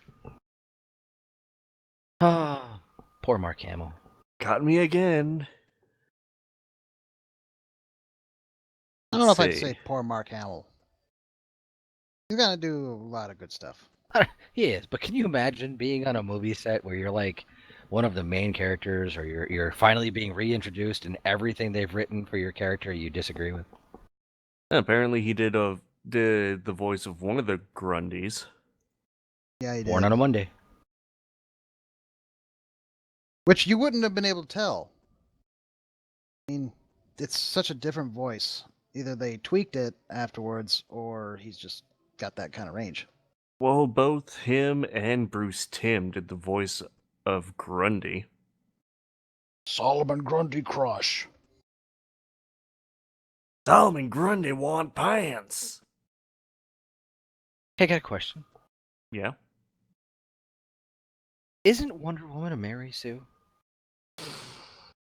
Well, certainly not originally. Depends. I mean, she's as strong as Superman. Ish. That No, seems to vary from writer to writer. It does. It varies from writer to writer, but she's been put on par with Superman. She can... I don't know. It's just... She doesn't have the speed of Superman. She has a strength that's equivalent, or at least within that range.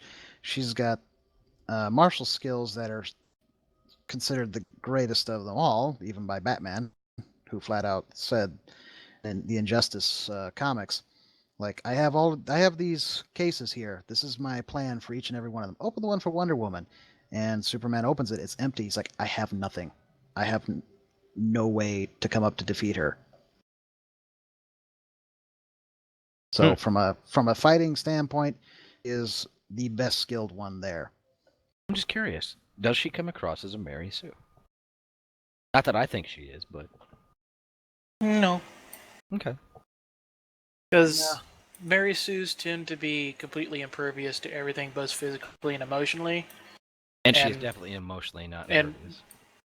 Wonder Woman, despite being either a demigod, a goddess, or an Amazonian, is at least very human emotionally. Yes.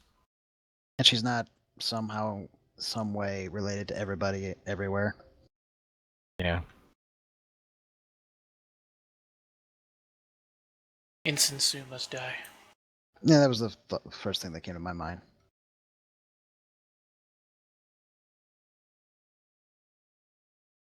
Kevin Bulk did a great job with that. Yeah. I'm sorry. I just thought about that. I was like, does she come... But she doesn't in the movie. She doesn't come across that way at all. No. And in the comic book, she doesn't, because, again, in her emotional side, it allows her to not be impervious. She is powerful, yes, but Yes. Mary Sue, I mean, that'd be the same as claiming Superman's, Gary Stu, or even the Hulk. But again, they have things that weaken them and keep them from being that. I don't know.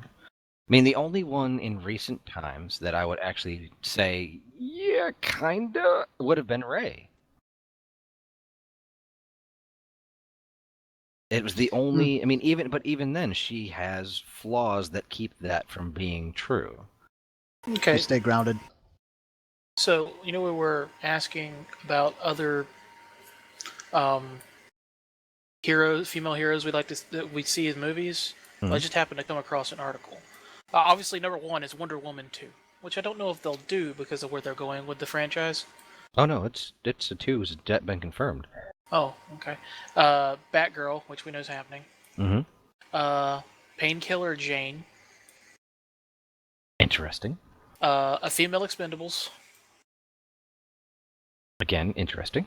I'd still like to see that. The Black Widow film, obviously. Mm-hmm. Witchblade would be kind of Depends on how they go about it. considering how that outfit is always expressed in the comics. She is the Not in the TV epitome show. of male expression, male sexual frustration, though. Actually, fun fact: there was a Witchblade anime that came out a few years back. Yes. And it was sort of an odd flip in dynamics in that usually if an anime comes out and there's a lot of revealing stuff in the Asian version, it gets toned down in the American version. They upped it. It was flipped. They upped it for the American version. She was more she actually had like a black undersuit on in the Asian one. Well, there was also the TV show that was on USA, and that was actually more like regular medieval suit of armor that appeared. And the show itself was more of a cop show, wasn't it? Which makes sense. She's a cop. Yeah. The anime. But if you're gonna do was not a cop. Witchblade, you got to go all Doctor Strange on it. Yeah. And then there's Red Sonja. I could do without a Red Sonja movie. Meh. I don't really know enough about the character to have a thing. She wears an armored bikini. Meh. She's just a female Conan. There's Pretty much. the Pro.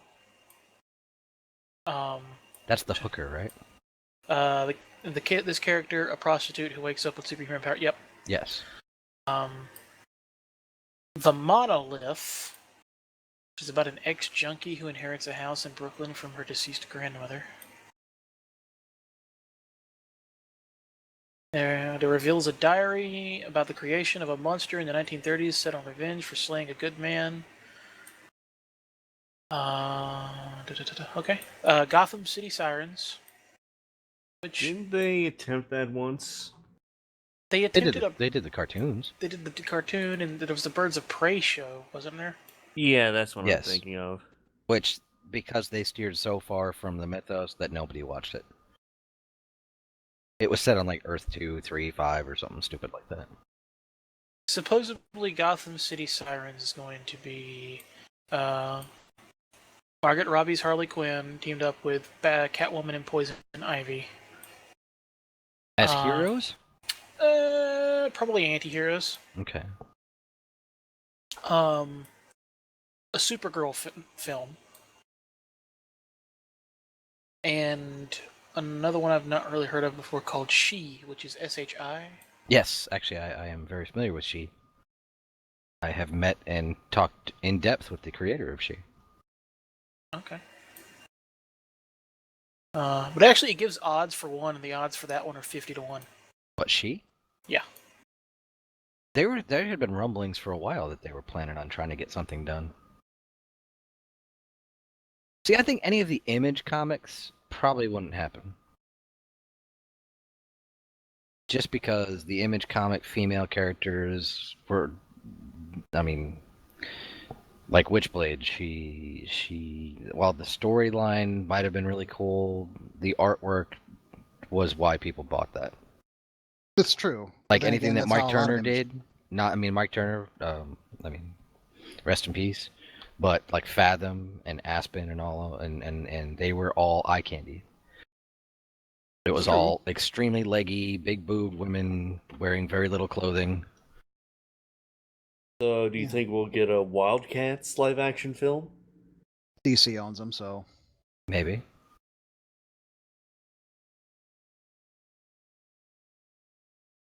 they're pretty well incorporated in the comics now. At least Grifter is. Oh, yeah, Grifter. Grifter is, and it was honestly a case of because I remembered watching the show when it was airing on USA. Oh, dude, that was a horrible cartoon. Yeah, it was fun, but it was. And the books But were it- hard to follow sometimes. But it was a case of I watched Flashpoint Paradox, and it's like he looks familiar. Where have I seen him from? You know what would be fun? I mean, if they're doing a Wonder Woman 2 and it's already been, I mean, even though she has not been signed because she did not have the option to be first director choice because DC was not sure. They're pretty sure that Patty Jenkins will come back for the second one, and she already knows that it'll be set in modern times. But Cheetah be an awesome villain for that one. Cheetah's got some serious. I mean, and I'm not talking like the Cheetah from the old Super Friends cartoon. Yeah. Like the one who was cursed. Oh, so the Which is one what they've that been playing. Yeah. and also the one that you see in Injustice. Yes. Where she was betrothed to some. What was he? He's not a god, but he cursed her because she spurned him. Nope, not gonna happen. And he's like, "Oh yeah, well now you're gonna be a cat for the rest of your life." It depends. I mean, the current storyline that they've been doing with that is work really well. That she was cursed, but She was. it was be the wife to a consort or something like that, and part of the process involves being transformed, things like that. I mean, she actually in the current comics got returned back to being a human, Mhm. and then was forced to be Cheetah again. Oh, I haven't read that issue. Thanks for the spoilers, man. Hey, we just spoiled Wonder Woman. You have no room to talk. That's true. You know, the one thing I will give Injustice 2 is just the banter between some of the characters in that game. Yes. Damian Wayne's banter is it's like, yeah, it's good. A father would make time. A good son would be worth it. Oh! Yeah, I saw a GIF of that the other day. There are so many good burns against Damien from the others. I just don't like the way they made Superman look in the game. Did you hear the banter between Damien and Red Hood? No, that's right. Red Hood just came out. Yep. Dick trusted me. Sorry, I have enough conflicted father figures.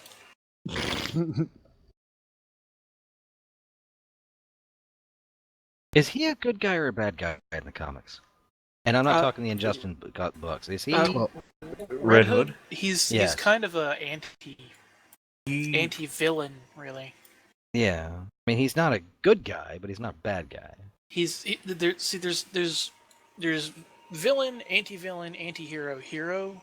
Anti-villain and anti-hero are kind of hard to tell apart. But usually a anti-hero is a good guy who goes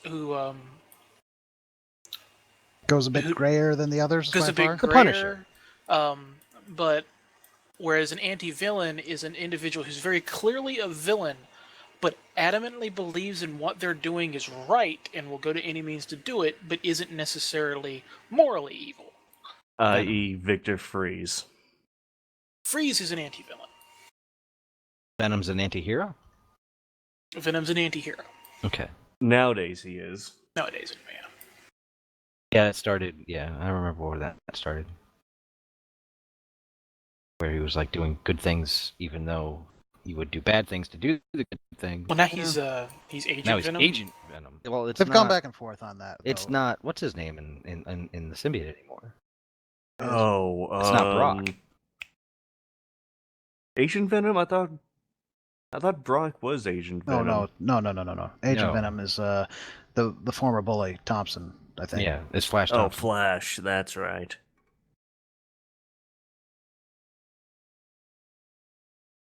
Well, Oh god, unrelated. Hmm? Oh, go ahead, Roland. I was just saying, I just realized something. Imagine when we actually get around to having a Carnage symbiote introduced into any of the Marvel films. That would definitely be a rated R movie. You wanna hear me make a Tade squee? You dare, Tade? You There, have he posted the piqued link. my interests. They've announced Dissidia Final Fantasy for the consoles.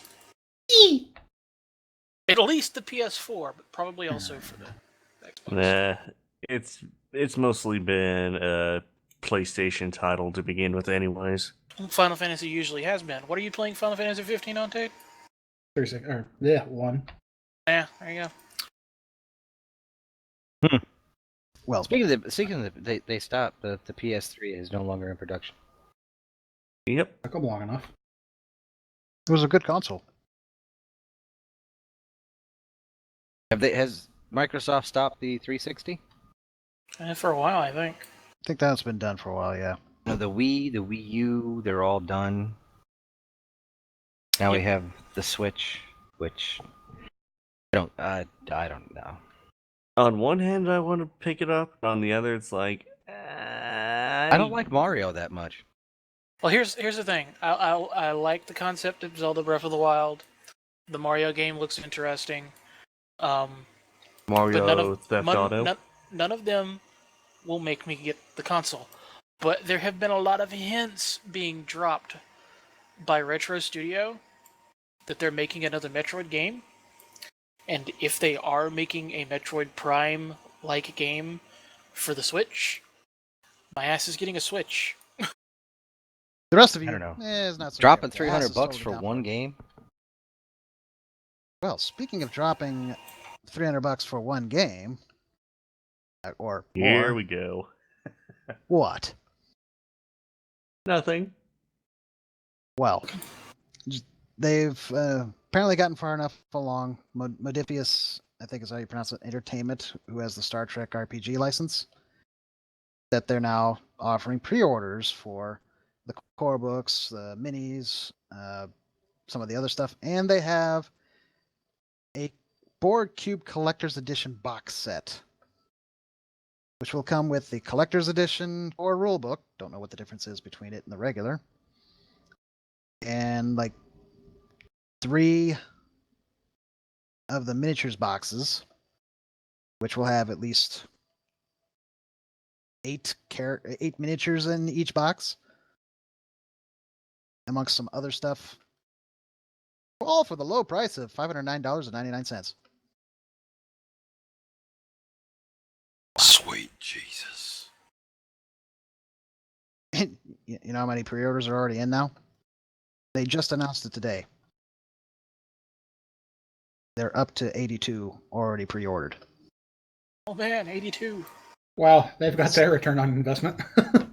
How much was it again? In one day. $509.99. There's 82 people that are probably complaining they have to spend $5.99 to watch Star Trek Discovery. Who knows? Ha, I'm kidding. Who That knows? thing is, you're probably right. I'm not paying $5.99 a month for one TV show, but I'll drop $600. Well, the thing is that if enough of them are quote unquote launched, i.e., purchased, they'll unlock additional villains miniatures for every wave. So the more that's bought, the more you get for it. Oh, that's cool. It's kind of like a Kickstarter in that respect. Speaking of buying things, hey Eagle Moss, where's the Enterprise F? Yeah. Didn't it make its list? Oh, it 5,111 the last time I looked. But no, it never made the list. Their latest ones. I mean, the Titan and the Vesta. Yeah, but how long did it take for the Enterprise to get it versus the Titan? Didn't the Titan get it much sooner, comparatively speaking? Yeah, comparatively, I think there's like 6 months between them. So it's probably going to be in another wave. Because I will Probably. definitely buy that. I imagine it's probably going to be, if not the next wave after the Titans wave, then maybe the one after that. Because I mean, they got the worker bee. Seriously, the worker bee, really? Well, they're releasing a bunch of little shuttle things, aren't they? I know. It's like, really, the worker bee? Bet they're really cheap in comparison. No, they're all $20. No, like made. Oh, Now, to be honest, I have seen them. I've held the things in my hand. I was like, I don't see $20 worth of anything in my hand right now. For which one? What I had the refit Enterprise yeah, they're very. in my very, hand. I was holding it, and I'm like, I don't know. You're asking me to drop $20 for this when Diamond Select is dropping for what? Think I got most of my Diamond Select ships for like $40, and there's weight to them. They're bigger, they're larger, they're pretty detailed. I don't know. Well, Eagle Moss is the you could get with either through their website or you could have gotten with the magazine, right? Yeah, well, the comic book store around here carries them or has them. I don't know how they got them, but they got a whole bunch of them. Well, maybe they got it through their distributor. Possibly. And they were offering them. I think they marked them up to 25 because they're doing the retail on that one or something. But either way, I was like, I can't see dropping $25 for this. I can't. I mean, are they really cool? Yeah, but It might be going because of the fact that there's so few other options available. Mm-hmm. Side note, kind of go back to the Star Trek Adventure stuff. Yes. The main core rulebook is about $60, so at least pricing wise, if you want to just buy the book, that seems to be consistent with the price of core books elsewhere. So I don't see why those are so expensive. That's the not miniatures? expensive. That's not expensive. Not really enough for a book. A The core rulebook can actually go for 65 to 70 regularly. That's for brand new from by anybody. I don't care who it is. It could be D&D, Wizards. It could be Fantasy Flight. Once Yeah, you include the 50, tax. 50 to $75 in there. Yeah. So once you include the tax and all that, $60 for their book. Yeah, that's about right. The miniatures, though, I'm not sure why it costs so much. You're getting 8 figures, and they want about basically $52 for it. For the 8 figures together? Yeah, you get it in a box. So it's $52 for 8 figures. I don't know. That seems about right when you're doing production pricing. Yeah, like I said, I don't know why it's that much. I don't know what it is individually, but they're apparently not selling them individually. But there's other things they have. They have like deck tiles that you can use for your maps. So that's something that